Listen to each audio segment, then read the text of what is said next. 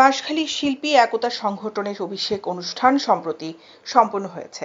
বাঁশখালী শিল্পী একতা সংগঠনের সভাপতি মোহাম্মদ লিটন উদ্দিনের সভাপতিত্বে রবিবার রাতে কালীপুরস্থ এক কমিউনিটি সেন্টারে অভিষেক অনুষ্ঠিত হয়। এতে অতিথি হিসেবে উপস্থিত ছিলেন রামদাস মুন্সিরহাট তদন্ত কেন্দ্রের ইনচার্জ তপন কুমার বাগচি।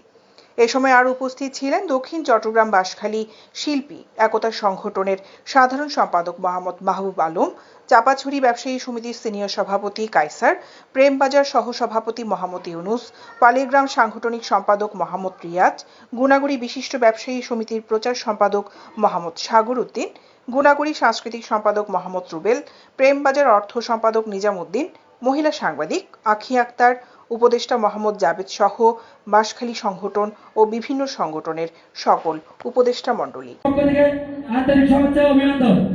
চট্টগ্রাম বলতে আমাদের 17 সামনে আমরা যারা এগিয়ে যাব, তো আমার একটা প্রশ্ন, সেটা হচ্ছে সুন্দর মডেল পরিবেশে সুন্দর কিছু বিনোদন আমরা মানুষের ঘরে ঘরে বিনোদন কিন্তু আমরা দেওয়ার জন্য চেষ্টা করি। প্রথম কথা হচ্ছে যে দক্ষিণ চট্টগ্রামে নয়, সারা চট্টগ্রামের আনাচে কানাচে যারা প্রোগ্রাম করতে যায়, বিশেষ করে মেয়ে শিল্পীদের অনেক ধরনের ব্যান্ড রেকর্ড আছে। দৈনিক আজাদী নিউজ ডেস্ক।